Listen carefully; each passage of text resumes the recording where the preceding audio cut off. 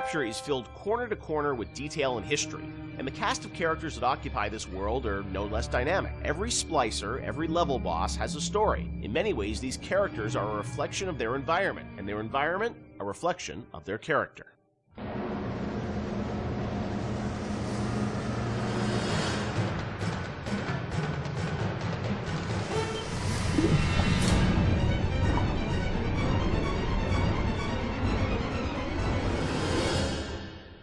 Let's talk about some of the characters in Bioshock. There's so many that fans love, and there are many Wikia pages about them. You know, one thing that I think a lot of fans may not realize is you were telling stories with these characters, a decade ago. And technology today, as we saw in, a game like Infinite, you can do amazing things with facial expressions and storytelling. Conveying that emotion that you did 10 years ago with limited technology was challenging. How hard was it back in the day to sort of, convey story in engine?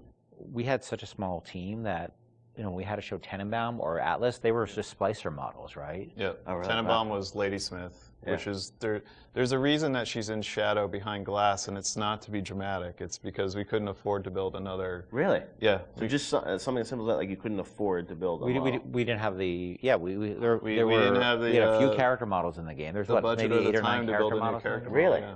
Wow. So we're like, oh, we'll put her in silhouette behind a light, and people think it's noir. And so much of it was driven by the voice performance, I feel like, too, because it all had to, it was like a radio play in many ways still. Yeah, we had some really good actors, and I was able to spend a lot of time with them, and the fact that I could write the stuff, direct it, and then rewrite in the room, and the fact that we had actors who were, for whatever reason, I wasn't even in the same room as them. I was on a speakerphone. Right. They were in a studio in New York or LA or something. I don't think I met any of them. Really? None of the actors in Bioshock you ever met in person when you were making the game? Maybe since, but at the time I hadn't met a single one of them. That's fascinating. Except maybe a couple people I played the Circus of Aves thing. Nate Wells played the Jack on the plane. A couple of people in the studio. It was community theater, in terms of the tech and the sort of time we had for it. But the actors were, we had some exceptional actors. I will say, as doing animation on that game, that you can hide bad animation behind really good audio, and it makes the animation look better. We didn't have a tech animator. It was me. I'd never rigged characters before, and now I'm rigging characters, trying to figure out how, to get all of these characters out to the animation team. So we're very limited when it came to animation tools. Yeah, Since apologize to my animators. No, but you did the big. I mean, for your first game that you rigged the Big Daddy, which is it's not an easy character to rig. It was, we figured it out, but the tools that we had on Infinite were not the tools that we had on Bioshock. So we figured out what we could do and what we could do well, and tried to hide, kind of, put into the darkness the things that we knew we couldn't do very well. And having voice actors of that caliber that can bring those characters to life, you tend to fill in the blanks. So tell me, friend, which one of the bitches sent you? The KGB wolf or the CIA jackal? Here's the news. Rapture isn't some sunken ship for you to plunder. And Andrew Ryan isn't the giddy socialite who can be slapped around by government muscle. And you did get to revisit Rapture in the DLC for Infinite, and with today's technology or technology from a few years ago, I'm sure it was liberating for you guys in some ways to be able to use that tech to bring the environment and also characters to life. What was that experience like for you guys to go back and sort of revisit Rapture? It was liberating because we got to revisit it, but we also, I think when we started, thought we'd be able to go reuse some of the old assets, and they just didn't hold up anymore compared to the Infinite assets. So we basically had to rebuild, not just rebuild everything from scratch, we had to reimagine it from scratch because, we had the ability to make it look grander and bigger, but still feel like exactly like Rapture. We're making a different kind of experience than Bioshock 1, so it was tricky to make it feel like it was the same kind of game. Because it wasn't, the first one was sort of an action game, the second one was really a stealth game. The Barrel at Sea Part 2 was really a stealth game, and you're really telling the story of Elizabeth throughout those things. Yeah.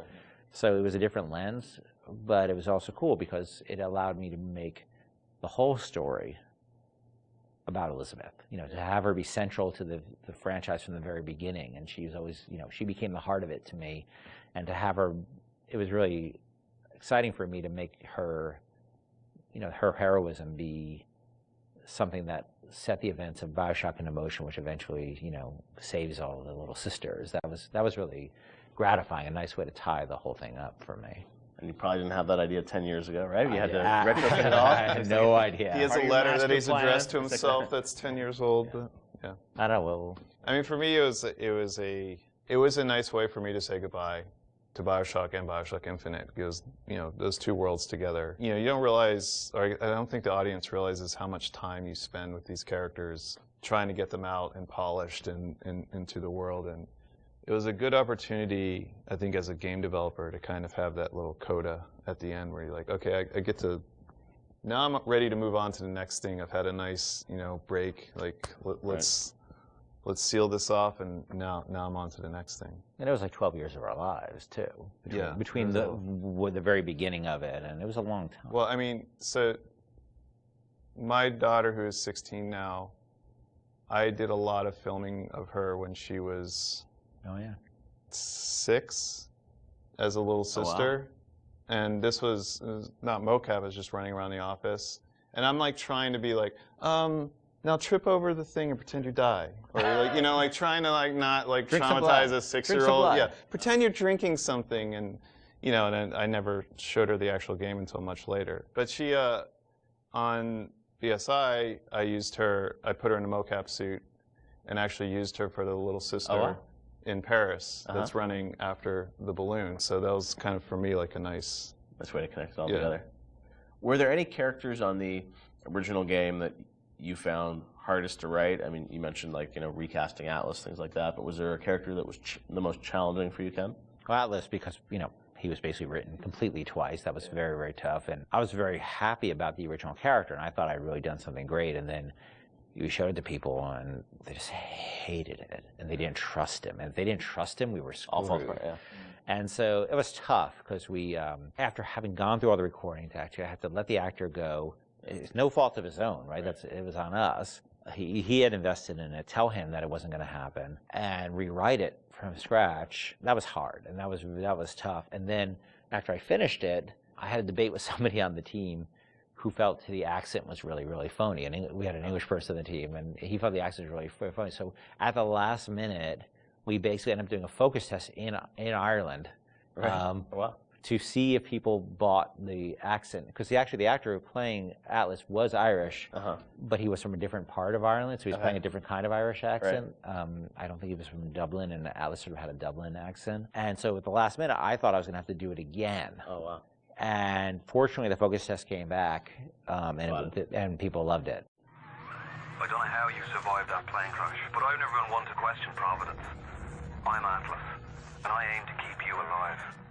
And a lot of the villains in the game felt like they were, you know, very much tied to certain levels, and this was, you know, you were still in an environment of levels with Bioshock, right? It wasn't just a big open world. Did that all sort of get designed together? It's like, here's the best villain that's going to fit to this environment and this theme of, you know, this area? Some of them work better than others. I mean, I think obviously Steinman and especially Sandra Cohen really, I think, dominate in terms of the level boss. They are levels. They are the levels, and some of the characters didn't hold up as well, I don't think, on the writing side. The fun thing about the characters at work, like Simon, where he had all those little displays with the scissors and the tech, you know, like that was stuff the art team came up with to support that character. And obviously Sandra Cohen, in that level, you know, I had this idea for this character, and, you know, as this artist, and taking Andrew Ryan's thinking to the extreme, you know, through a lens of art, was really fun.